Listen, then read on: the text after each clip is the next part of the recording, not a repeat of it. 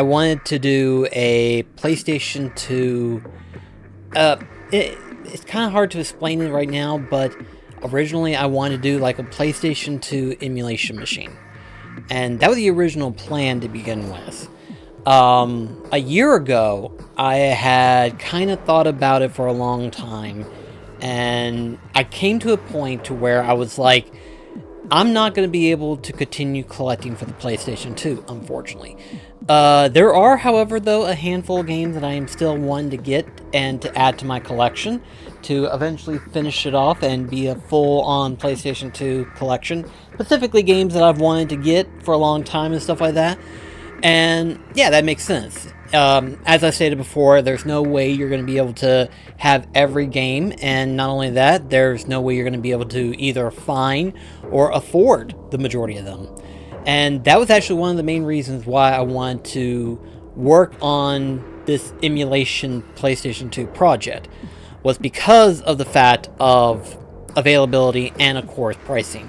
For the past couple of years that I've noticed that my finds for PlayStation 2 games were starting to become smaller and smaller and harder to find. Now, that's not to say it was impossible. In fact, really, most people would say that it would be easier just to shop on eBay and stuff like that.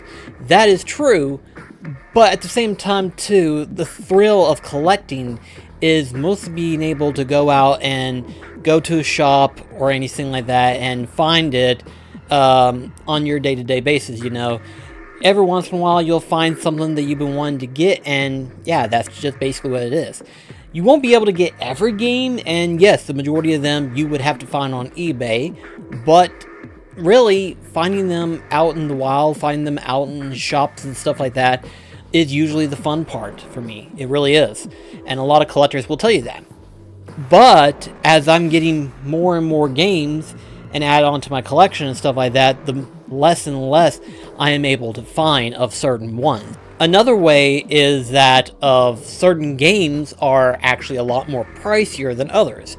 And that's only because of the fact of the limited amount of games that had been released because of either poorly sell or just not reproductive game for the matter.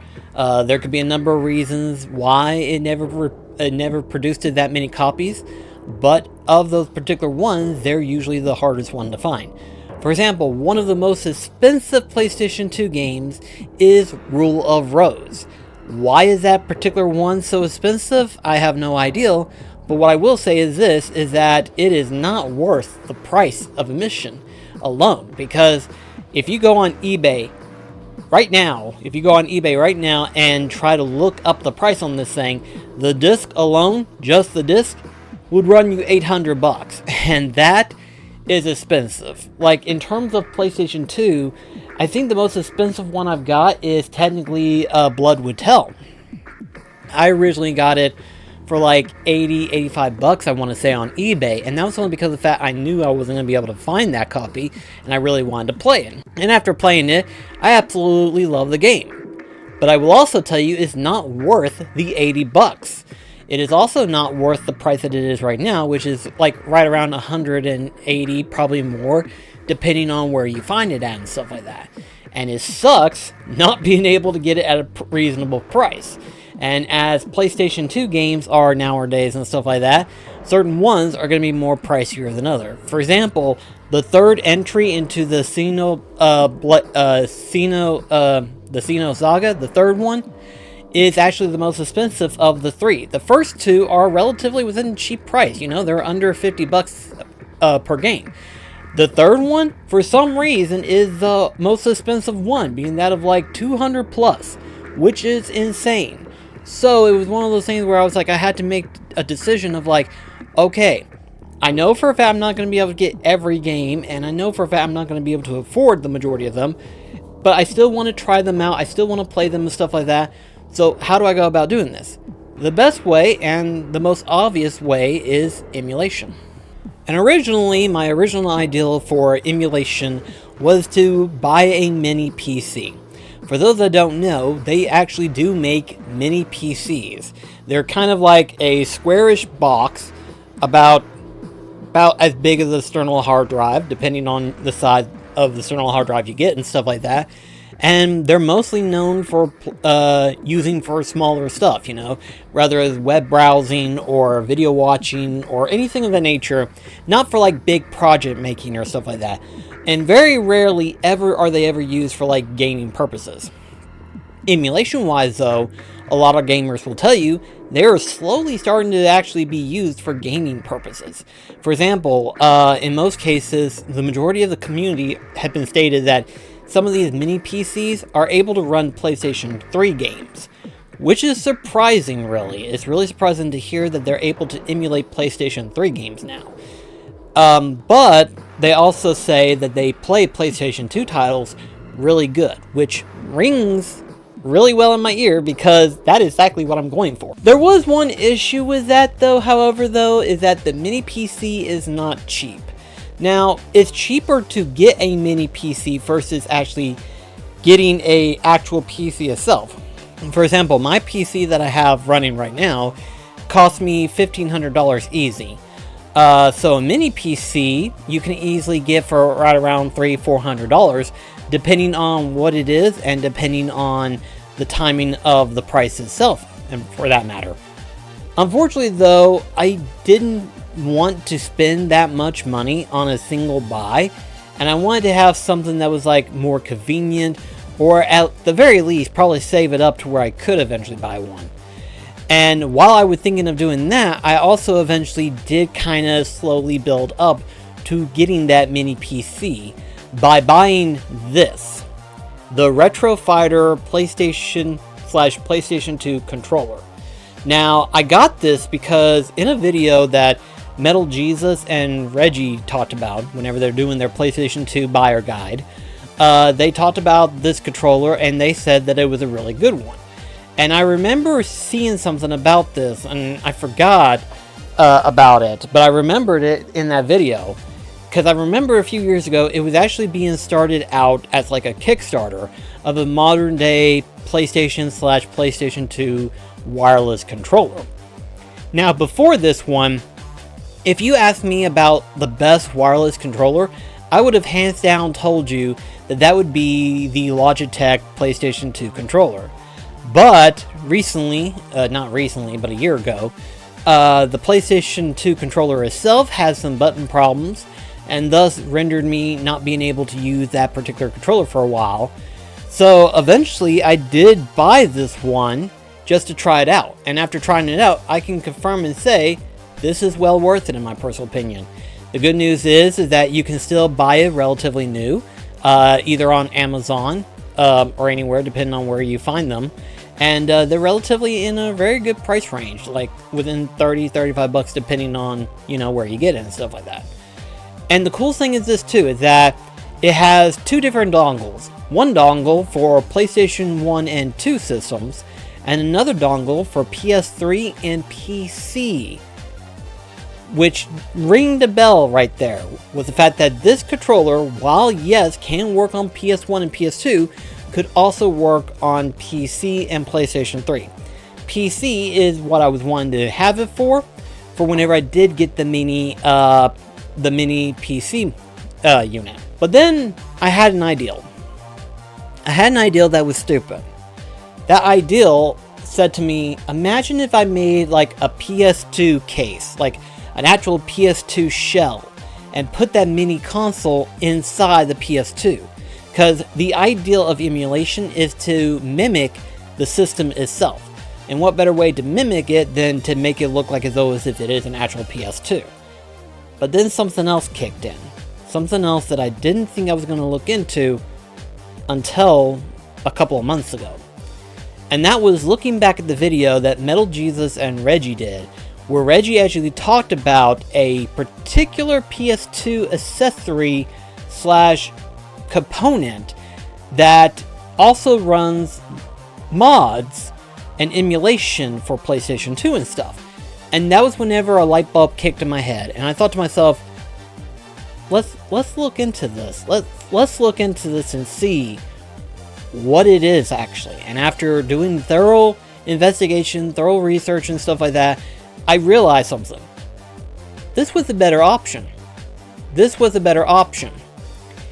So in other words, what we're doing here, guys, is that I basically took that idea to build the ultimate PlayStation 2 system. Now that's crazy to hear, but hear me out. So in order to build our ultimate PS2, we must first have a fat PS2 system. Now you might be asking yourself, why specifically the fat system? Why can't the slim work?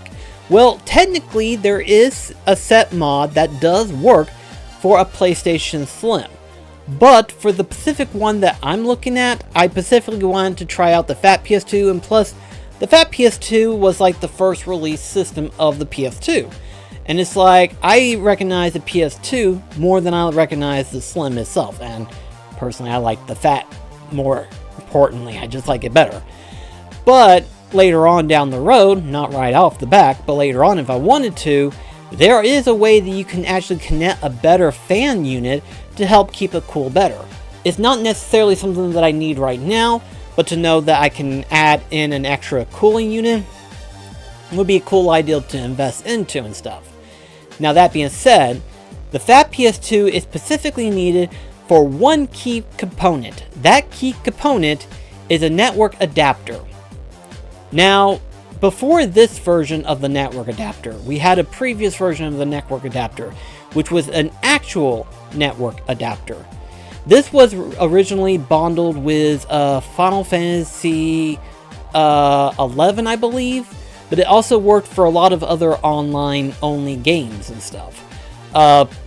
Basically what it was is that it would allow you to connect to the internet with this adapter, and you was able to connect a hard drive into the network adapter. The network adapter was mostly to store extra updates / being able to run games better and stuff like that. So in other words, imagine a pre-time period in which where before the PlayStation 3, Xbox 360 did like updates or download updates or DLC for that matter, the PlayStation 2 originally had this same concept ideal, which I didn't even know that. I thought this was stupid. I thought there's no way the PlayStation had this. But no, this was an original plan. But due to the lack of sales for said the network adapter, they never shifted to this ideal plan, and instead they pushed it towards the PlayStation 3 era. Makes more sense because a lot more people were starting to use the internet around that time frame rather than the early 2000s. Now with that being said, we then run up into the newer version of the network adapter. Now this particular one does not have the connectivity for the network, but it does have the same similarity ideal as how the network adapter works.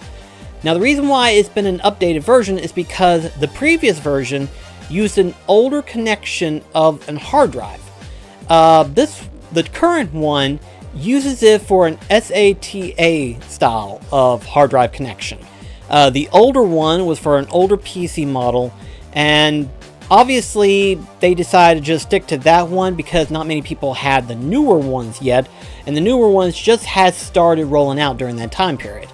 Now, years later, we eventually get a new network adapter, but it's not network connectivity, but it is for a new hard drive connection. And that is the ideal that we're going to be connected to. The second thing that we need is actually a free McBoot memory boot up. Now what that is that it's basically a program. Download it onto the memory card itself, and then you plug it into the PlayStation 2, and it will be like your own homebrew system for the PlayStation 2. For those that are similar to the ideal of how the Wii/Wii U runs of the homebrew, it's kind of the same way. I don't have the device that allows me to connect my memory card to the PC, so instead I was able to find several listings followed by Amazon purchases of the free boot itself of a memory card. So I was able to do that, and easy to find. And a lot of people will tell you that yes, you can easily just buy it if you want to. If you don't have the ability to download it and put it on a memory card, you can just as easily buy the free boot memory card itself. That specific one is used to run the emulator program itself, which I'll talk a little bit more as we get into it.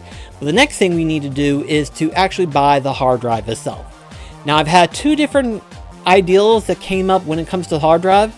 Either I could use the actual hard drive itself, or go for a smaller option and go for the slimmer external hard drive.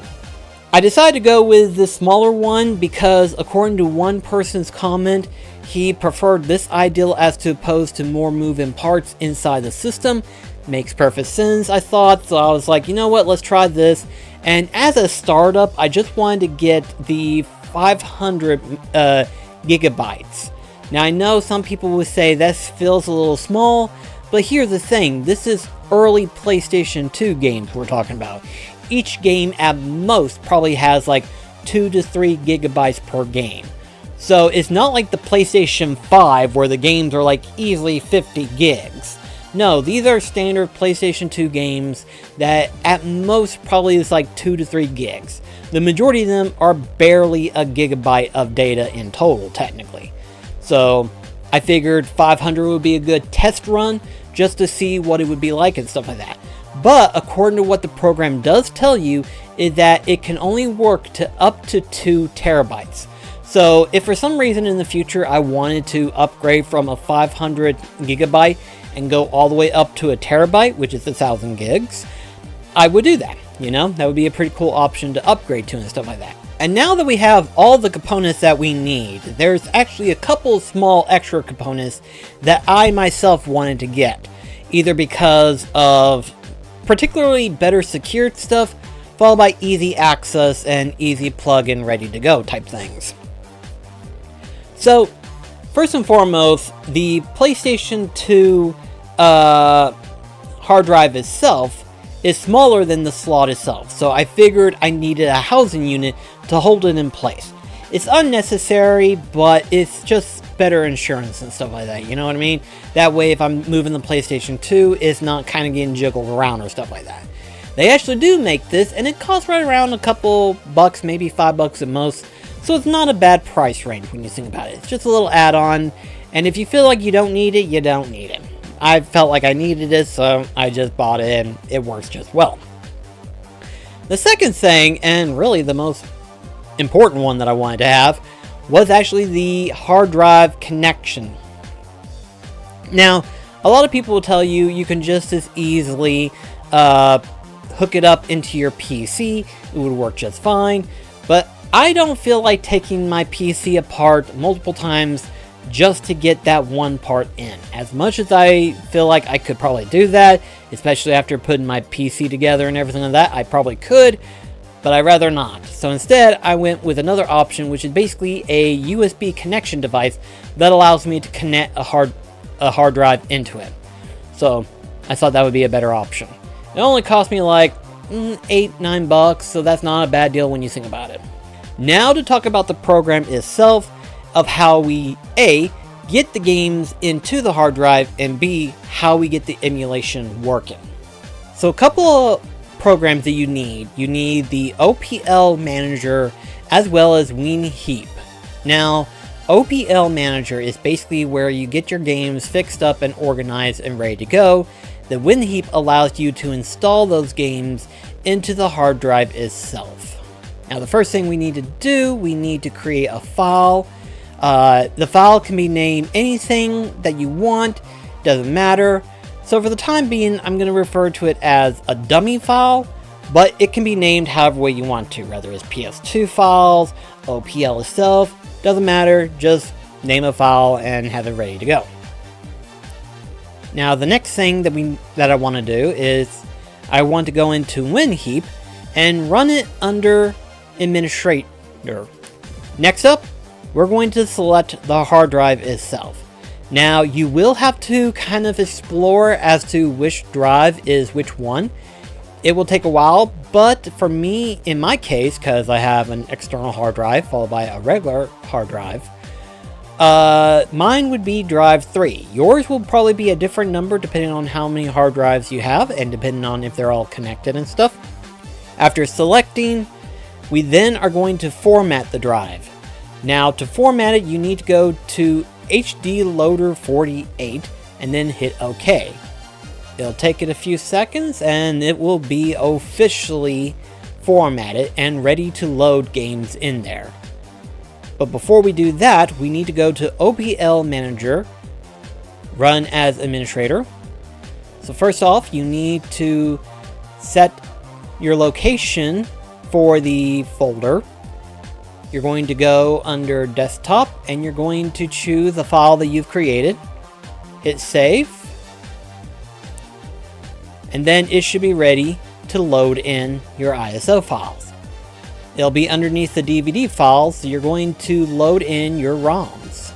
And as you can see, I've got quite a bit of games loaded in already, ready to be installed into it. But for this test, I'm going to show off a few games. I'm going to go ahead and move Gregory Horror Show into the DVD file of the dummy file. Now, in this particular OPL system, it does not like certain characters, so you'll have to be careful as to what characters you have. So in this case, I'm just going to name it Gregory Horror Show, because that is the title that it's referred to. Next up, you'll have to reload OPL, and it will say there's one file in there. However, it will also say that there is an error. Well, select it and then try update file name. Hit yes, and it will move it into the folder and it will be ready to go. However though, there may be some files that aren't able to be loaded into the system. For example, bin files, depending on and everything like that. So those things require a different setup, and thankfully this program allows you to fix that. So first off, you go under Tools, Disk Convert to ISO is what we're going to be going into. Select bin and open file. Browse through your hard drives and everything like that until you find the file that you have the program in and stuff like that. And then select it and then hit start, and it will convert the file and have it ready for you. Obviously, we need to reload OPL Manager and it will be ready for us to put in, and it will do that. Now, the cool thing about this particular program is you have the ability to add in hard covers and disc covers if you wanted to. This isn't important and is only completely optional, but it is there if you wanted to. Go to Back Action and Art Download, and you will start it, and it will find the files and load them in for you. Now that everything's set, we can go ahead and put these onto our hard drive. So open up WinHeap again, run as administrator, and then select the drive itself, and then add images. And obviously you'll add all the games that's underneath the DVD file. And then once all that's set, you hit start. Depending on how many you put in there at a single time and depending on the big file itself, it will take it a while. And once that's done, it is ready to be hooked up into the PlayStation 2.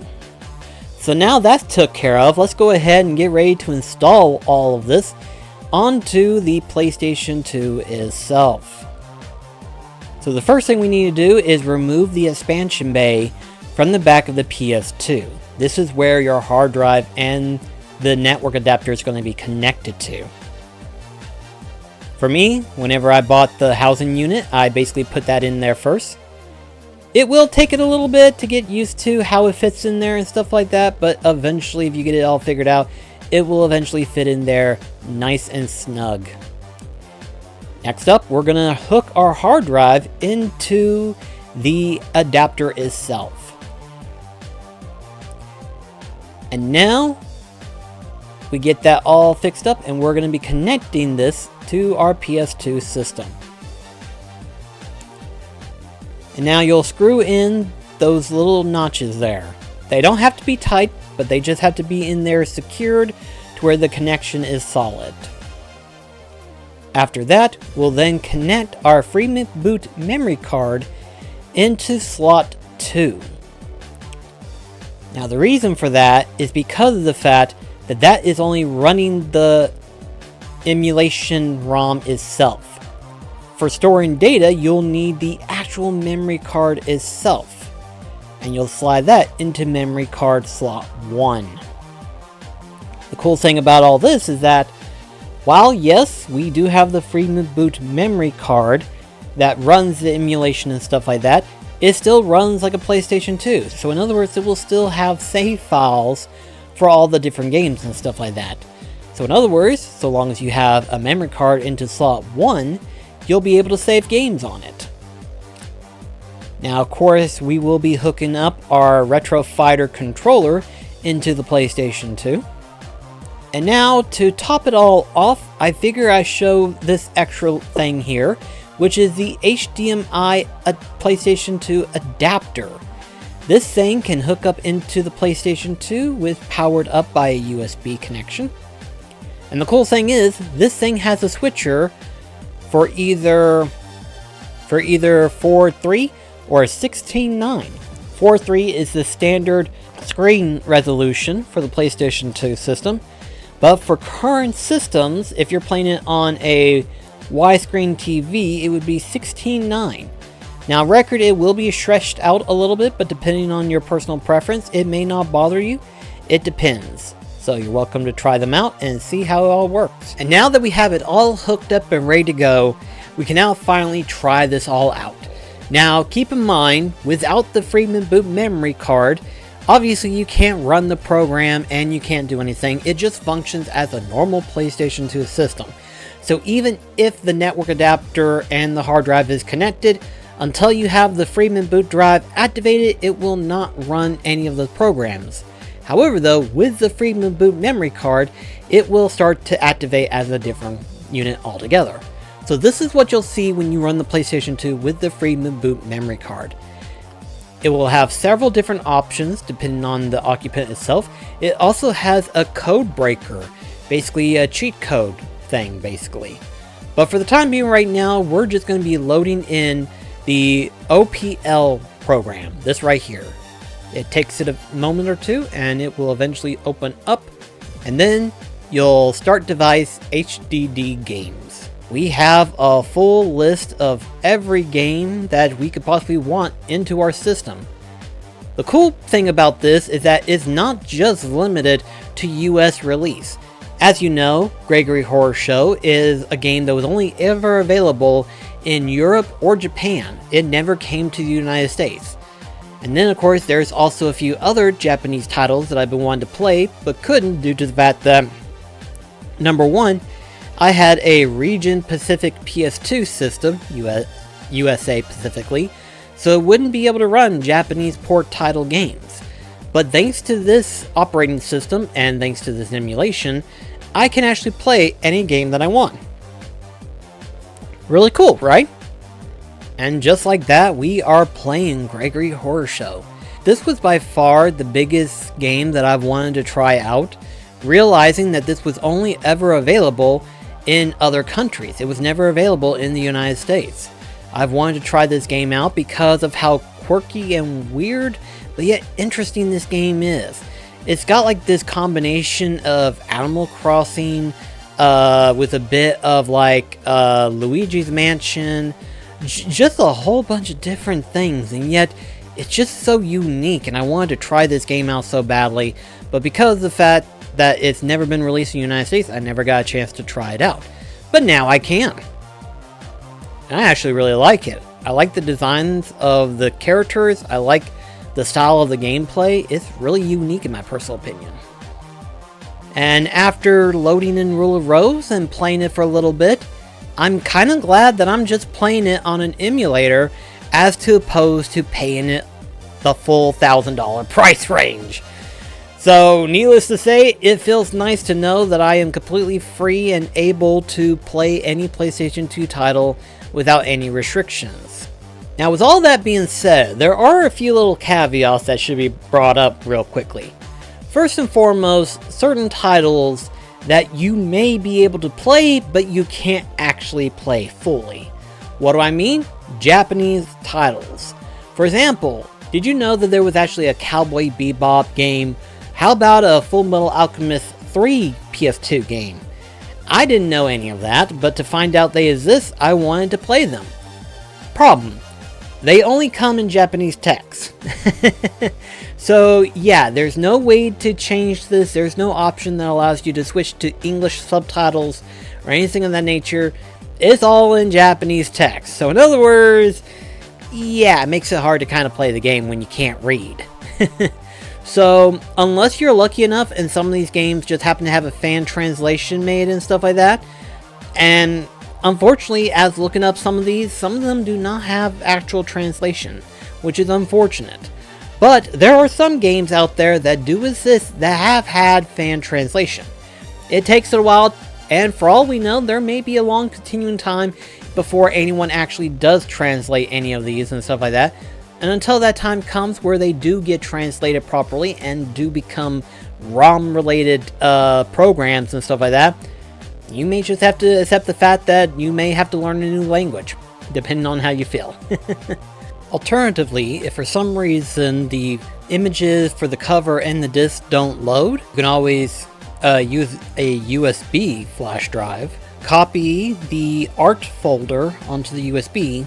After that's done, plug that into the PS2 and load under ULaunch ELF. Now under this, there'll be a few different configurations, but you need to press circle for open browse file, and then go under mass. And then hit R1 for menu. Copy the file. And then simply go back. Scroll all the way up to HDD0. Scroll all the way down to OPL. And then what you'll do is that you'll hit R1 to paste the file into this. And once all that's done, you can just simply reset your PlayStation 2 and load up OPL. And it should have all the disk and images needed in order to run the OPL with the way that you want it set up. But yeah, to me, this was like the biggest thing that I wanted to do for a long time. In order for A, to continue on playing the PlayStation 2, and secondly, to be able to play games that I ordinarily couldn't play, which is very nice, I thought. This is something that I really like. I personally would recommend actually checking out this particular YouTuber right here, talking about the entire process and also, too, the entire price comparison itself of being able to purchase all this. The cool thing about all this is that if for some reason, at some point in time, if I wanted to take my entire library of PlayStation 2 titles and put them into the hard drive itself, all I would need to do was, one, upgrade to a bigger hard drive space, because even though there's a total of 144 games / disc into the system, it basically took up 350, if not more, gigabytes into the hard drive itself. So that would mean that if I added in roughly 275-ish game titles and put it into a hard drive, I would need a solid terabyte, if not close to 2 terabytes, in order to hold my entire collection of PlayStation 2 titles. But that's for a later point in time. It's not an immediate thing, but at some point in time later on in the future, I may eventually do that. But anyway, guys, thank you so much for watching, and I shall see you in another video. This is BlackCross signing off. Catch you guys later.